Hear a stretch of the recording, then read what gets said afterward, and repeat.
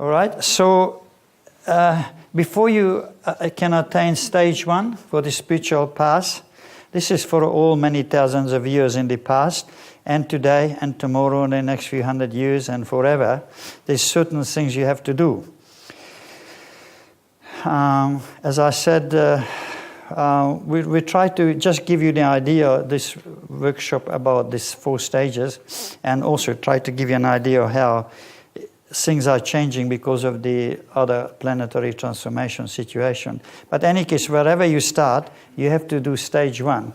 It's like if you want to go from here to Amsterdam in your car, well, the stage 1 would be that you have to sit in your car, okay? And the stage 2 would be that you have to actually start driving. You have to start the engine going. Stage 3 would be that you're actually driving along the road. And nowadays, again, you don't use your memory, you use a little gadget.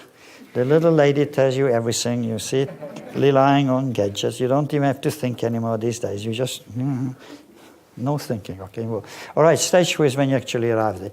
Right, so in the terms of the spiritual life, you have these 4 stages. First, you have to start doing it and correctly doing it. That is the first. So the correct is the stage 1. However you want to go in this lifetime, today and tomorrow and the next day. First of all, you have to have calmness of the body, calmness of breathing, calmness of thoughts, calmness of consciousness. Okay, these are all the stage 1. If you don't have any of those, you won't succeed. You won't go beyond even the first stage.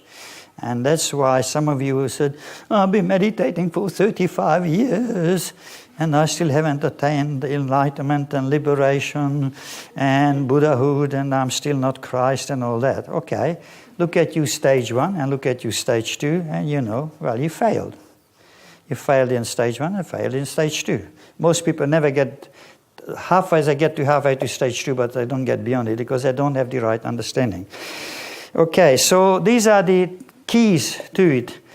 If you complete that stage 1 correctly, then you can go to stage 2, and if you complete that correctly, then you're on your way to final liberation, because the stage 3 and stage 4 are very internal. They're only dealing with internal states. Anyhow, we're not worrying about that at the moment.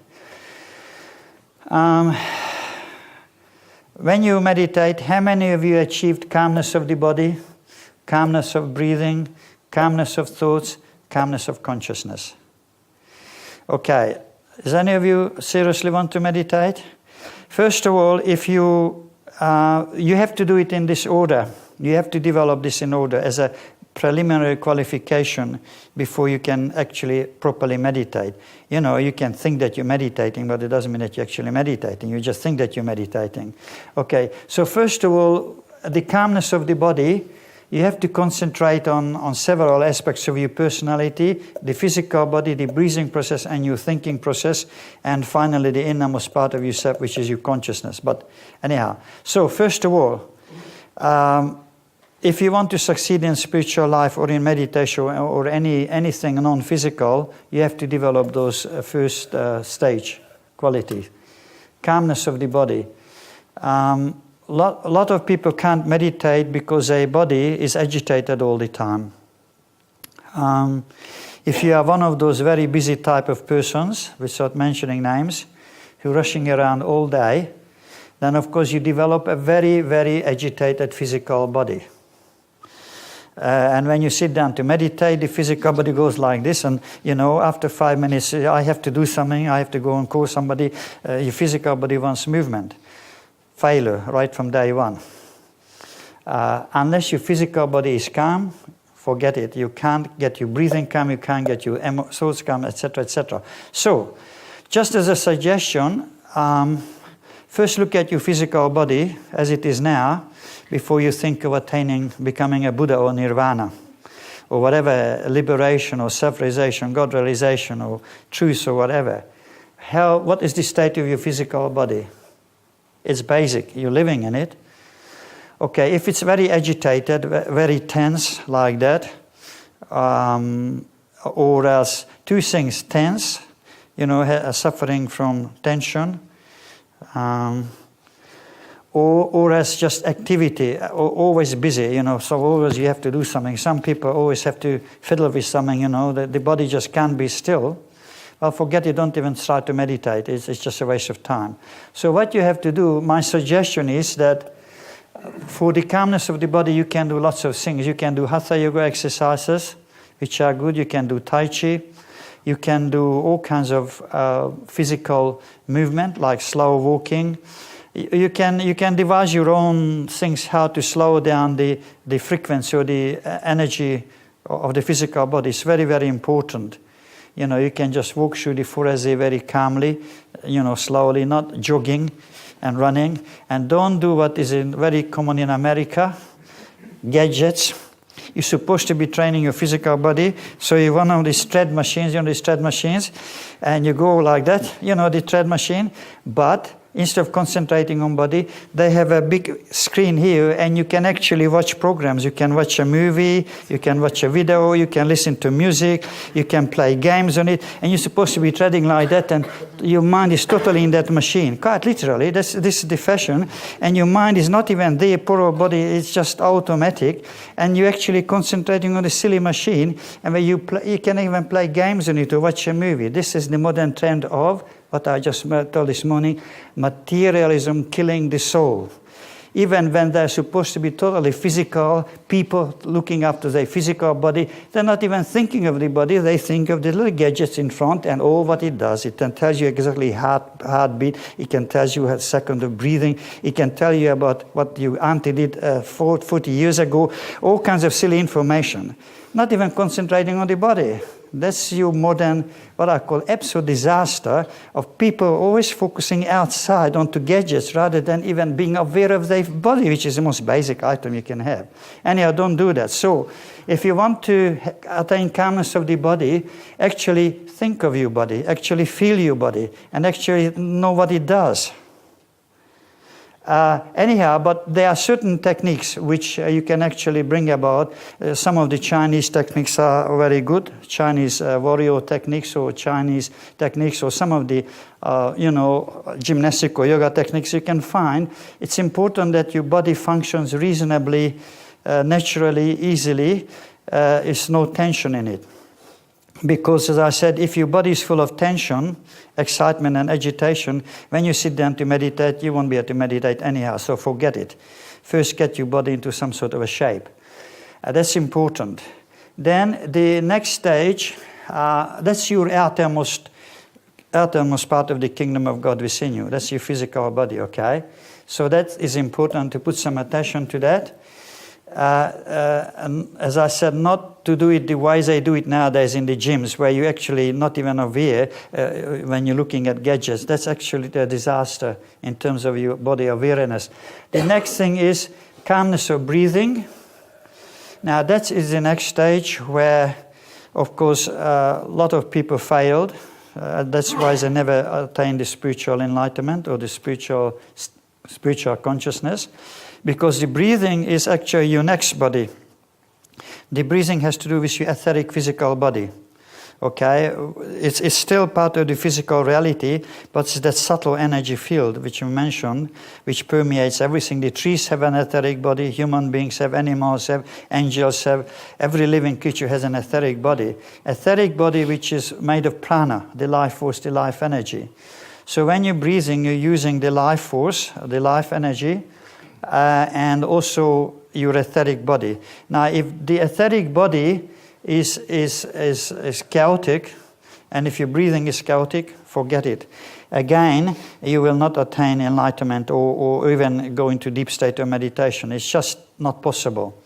So then you have to concentrate on proper calming breathing techniques, which we'll give you one today. In our group we have hundreds of different techniques for different purposes. But anyhow, we give you some technique during this workshop of calming your breathing down, because that is actually a key. Calming your physical body, calming your breathing down, that's your physical self, the visible and invisible self, physical self. If your body is calm and your breathing is calm, then you can actually turn the attention inward into the real self within you, the real being, the invisible real you. Now, another big hurdle is the calmness of thinking. So once you started calming your breathing down, then you begin to notice that there is lots of thoughts in your mind. That's the next hurdle. You notice that the thoughts are going all the time, 24 hours a day, unstoppable and unstopping. It's literally your mind, which is your mental body, the mind body. It's like a river which always in motion. You know, when you look at a little stream or a river, it's always flowing. It's just unstoppable. It just keeps going. Well, the thought currents in your mind are unstoppable. They just keep going all the time.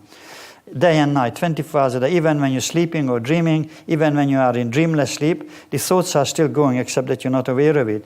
And when you're, of course, in a physically awake, then the thoughts are always going.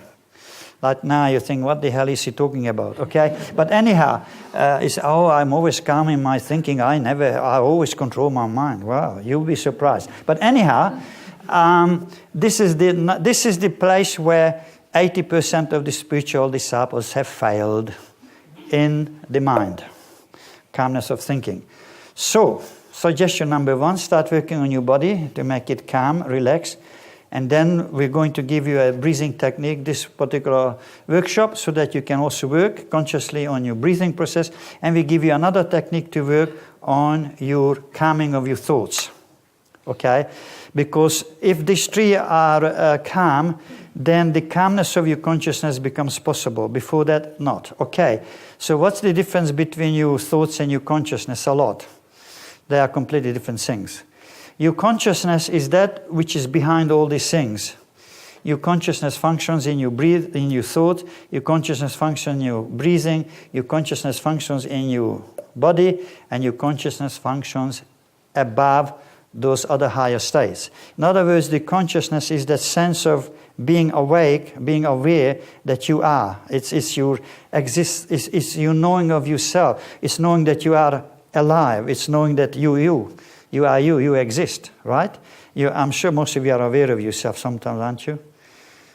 Well, you should anyhow. So consciousness is that basic quality which is indefinable, but it's that you, which is functioning through all these things and beyond. It functions through all the higher realms of higher consciousness. It functions in all the inner dimensions, in the higher states of meditation. Anyhow, so unless those three are calm, your consciousness won't be calm. It will be also moving. In other words, your consciousness tends to identify with what's happening inside you. Okay, your consciousness might be described as yourself. But at this stage, it won't be yourself. It will be just an interior awareness. All right. So your consciousness seems to tie itself to whatever you're doing.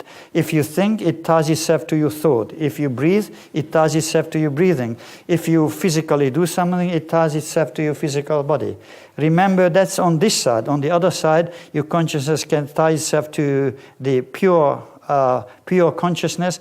It can tie yourself to cosmic consciousness, God consciousness, and so on and so on. That's on the other side. We're not worrying about that stage. At this stage, you need to have a calm state of consciousness. And we will try to practice that too if we have time this particular workshop, because there's so much stuff to do, okay?